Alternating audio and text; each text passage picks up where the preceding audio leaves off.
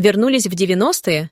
В Екатеринбурге силовики перехватили кортеж бандитов из Кавказских республик, не дав им доехать до места разборки. Многих поразило, что они спокойно разъезжали по городу с оружием в багажнике. В Подмосковье произошел инцидент, всколыхнувший общественность.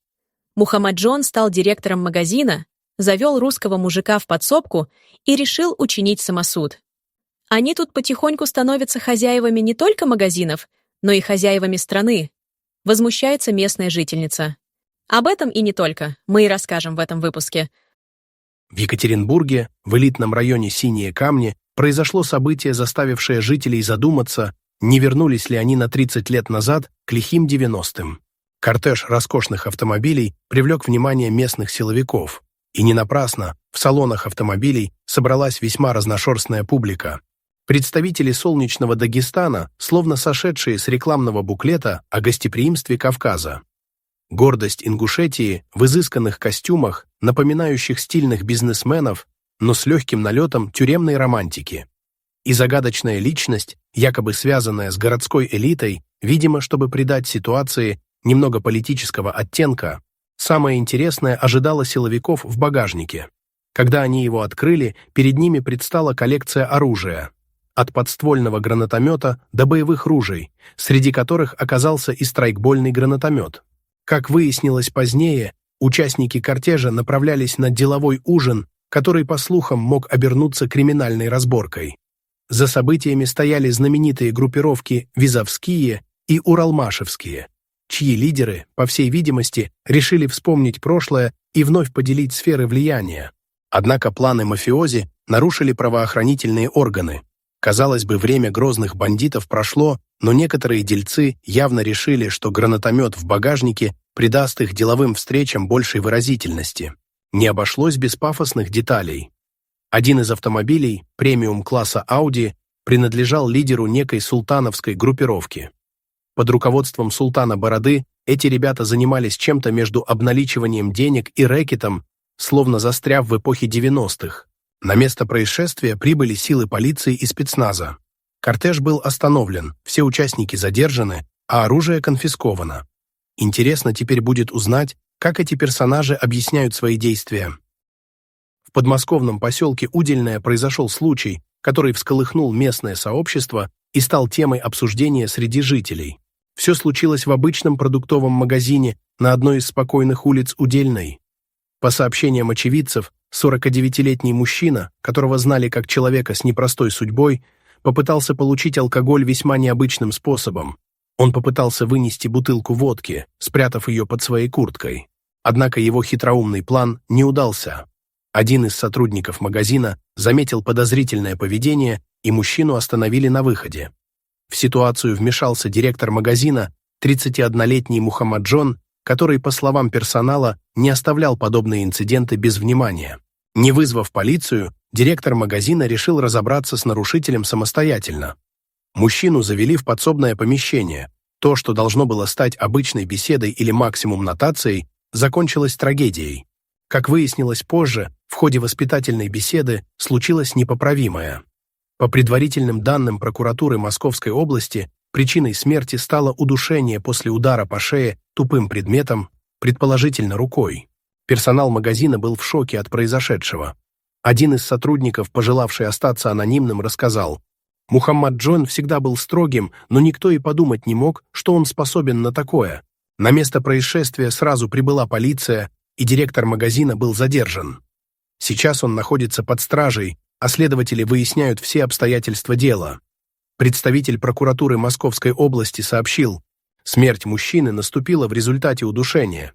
По предварительным данным была сломана гортань, что привело к асфиксии. Если вина директора будет доказана, его ждет серьезное наказание. Ситуация вызвала широкий резонанс в Удельной. Жители поселка шокированы тем, что обычный конфликт в магазине привел к таким серьезным последствиям. Почему он хозяин магазина в нашей стране? Они едут к нам якобы работать на стройках дворниками и туда, куда наши не идут работать. Они тут потихоньку становятся хозяевами не только магазинов, но и хозяевами нашей страны. Наглые до безумия. Кто их остановит? Возмущается в комментариях женщина. Они проникают в самые разные сферы – в медицину, образование, МВД и так далее.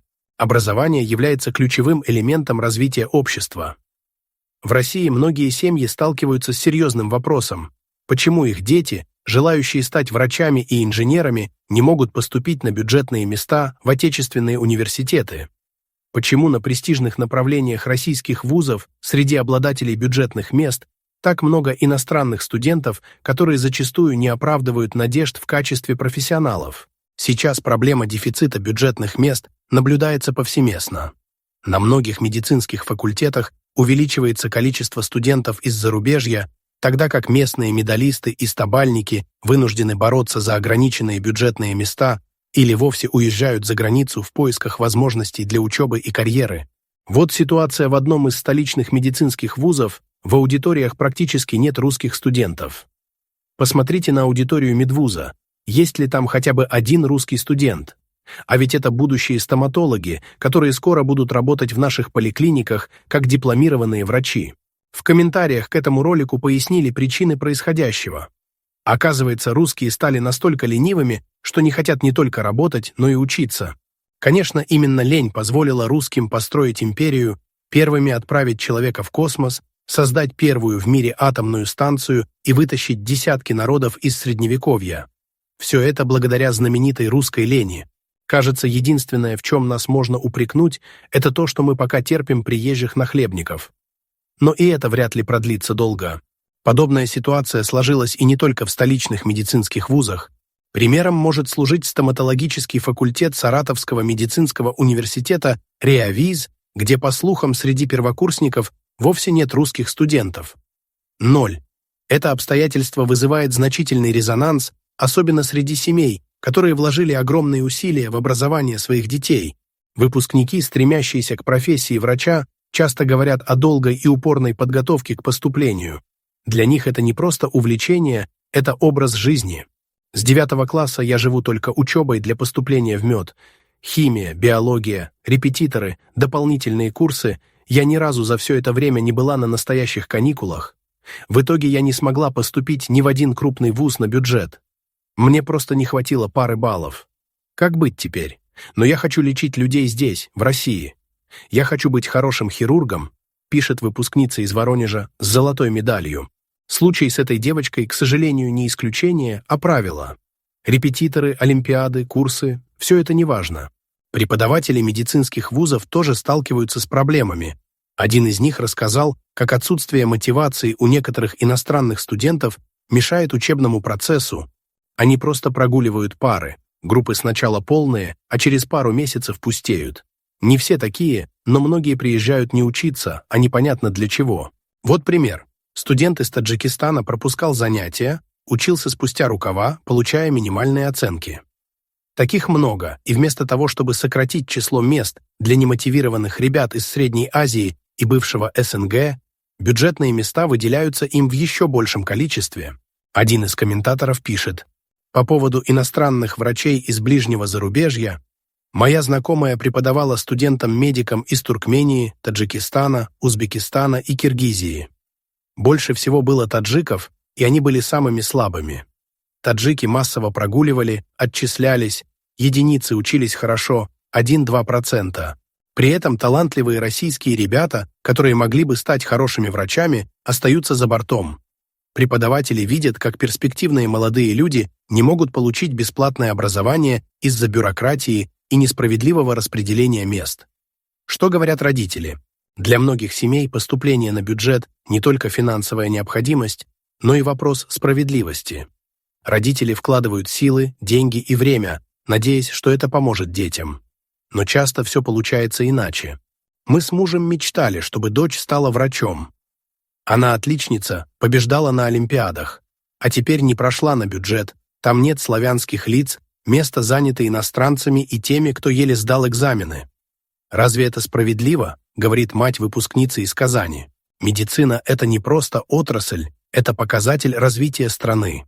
Кто-то должен думать о том, кто и как будет нас лечить через 10-20 лет. Поддержка способных студентов, создание условий для их обучения – это залог независимой системы здравоохранения. Но реальность совсем другая. А что по поводу всего этого думаете вы, уважаемые зрители? Оставляйте комментарии, чтобы поделиться своими мыслями и обсудить новости с другими зрителями. Мы очень ценим ваше мнение и всегда рады обратной связи. Присоединяйтесь к нашему сообществу и будьте в курсе всех новостей и обновлений на канале.